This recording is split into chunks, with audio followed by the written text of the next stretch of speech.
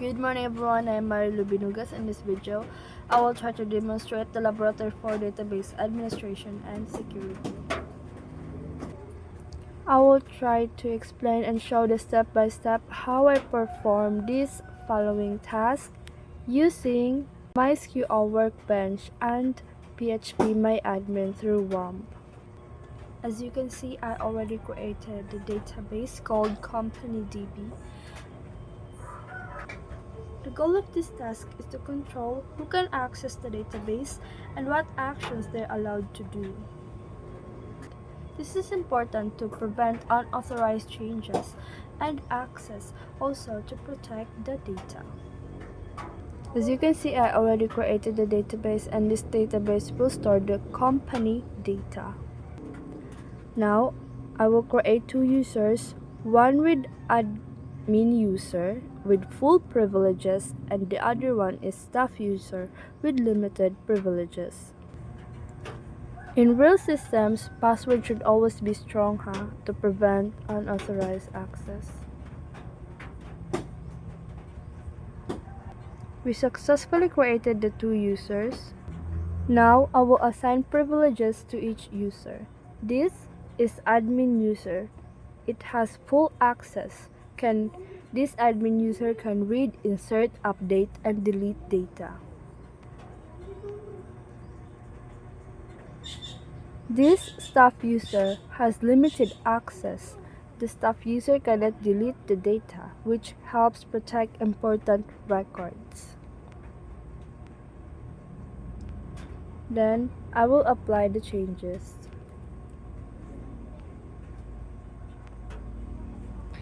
As you can see, it is successful. To confirm the permissions, I will run these queries.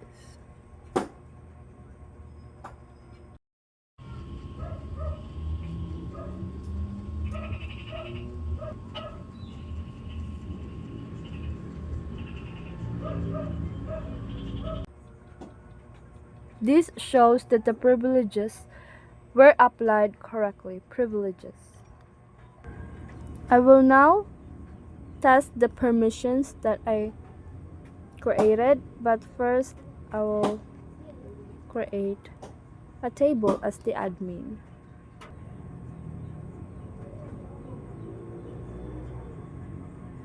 Before we log into the company staff, we created a connection. The connection name is staff. You must click here to create the connection. The connection name is staff, username is company staff, and host name and port 2306. Click test the connection.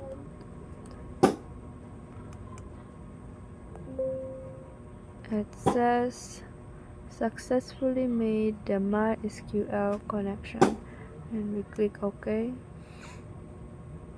and OK. So we already created the connection for staff. So that's how you log in as staff. And we also created an admin connection to test its full privileges if the admin can successfully create, read, and update or delete operation. So as you can see in here, it is successfully created and made the MySQL connection, and then I click OK and see ya. So in here, let's start to test the privileges for the staff only. And then in here, we have the company DB and the tables. You can see them. And then we must confirm the user if it's staff. And you can see it's a company staff that is logged in.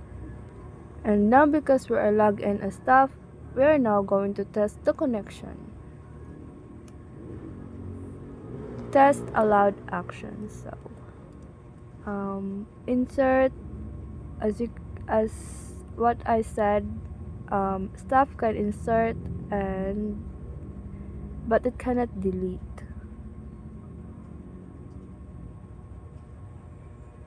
Wait. Oopsie, it is successful.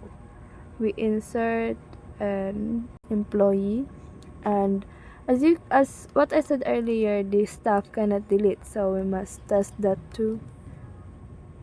This must be fail, and yep, it is fail. Look, it is fail. So let's test the admin privileges. As you can see, the admin must create, read, update, and delete. So in here we created a table called admin task.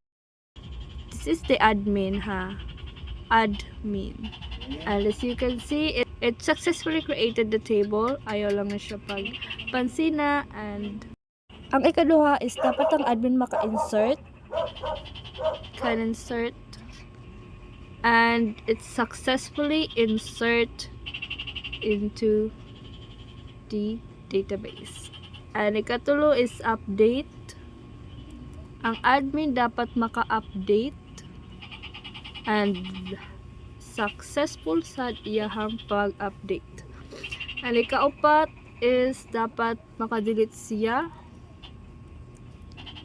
and it's successfully deleted too. So to have a strong admin proof, mag-drop taog table.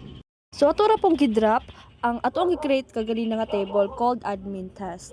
And gotcha. Successfully siya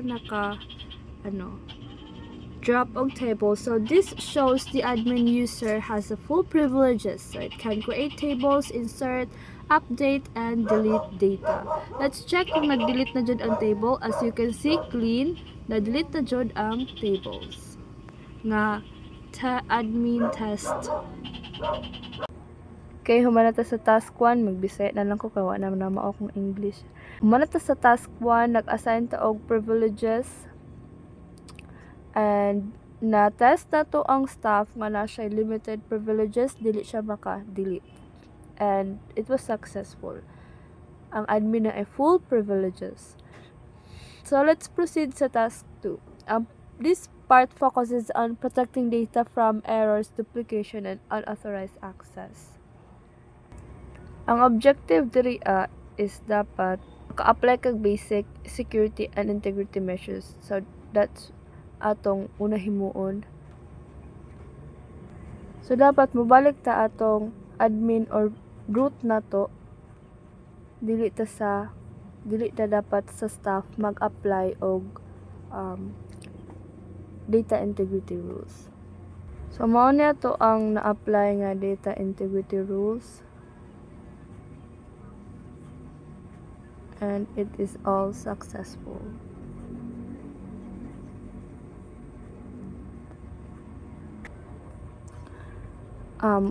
Kani siya nga rule, maka-help ni siya to maintain data accuracy and consistency. Kaning foreign key, mo ni siya ang maga-prevent sa invalid relationship. And then kaning primary key, mo ni siya ang maka-ensure that every record is unique.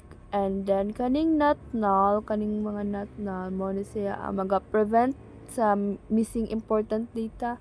And kaning unique, mo ni siya maka-prevent sa duplicate entries. I will now explain the 3 database security practices. First is the principle of least privilege. Users can only get the permissions they need. For example, the staff, dili siya maka-delete. Ang admin na siya full privileges. Ang staff kay na ay limited. Ikaduha is a strong password policies. Maka-reduce na siya sa mga risk sa unauthorized access and hacking. And ikatulo is the SQL injection awareness. Applications should use prepared statements to prevent attackers from injecting harmful SQL commands. So these practices protect the database from misuse and attacks. So sa part 3, the purpose of this task is to recover the database if something goes wrong. So first, to create a full backup, I will now select and use my PHP my admin. I will select the company DB and then click export, choose quick, and ang format is SQL and then click export.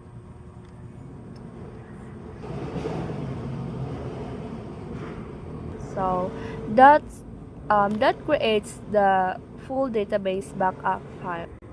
So in part 2, to stimulate a problem, I will delete a table from the company DB database.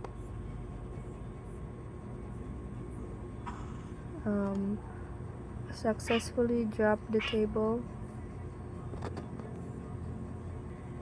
Let's now verify if the table is gone.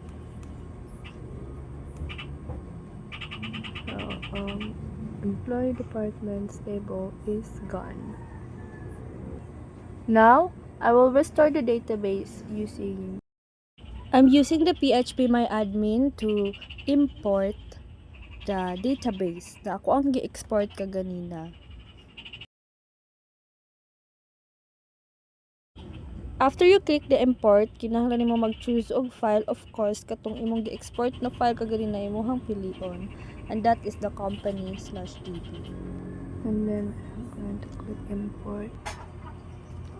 So successful siya na import. And as you can see, to verify, makita ninyo diri nga naa na ang employee department. Ang employee department. So successful siya connect. So let's check the company database again.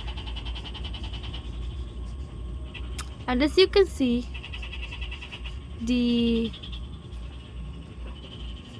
employee department table is successfully restored. So backups are important because they protect the business from accidental deletion, system failure, data corruption, and security attacks. Without backups, data loss can cause serious business problems. So in this conclusion, this demonstration showed how to manage user and privileges, how to apply database security and integrity rules, and how to back up and restore a database. These tasks are essential responsibilities of a database administrator. Thank you for watching.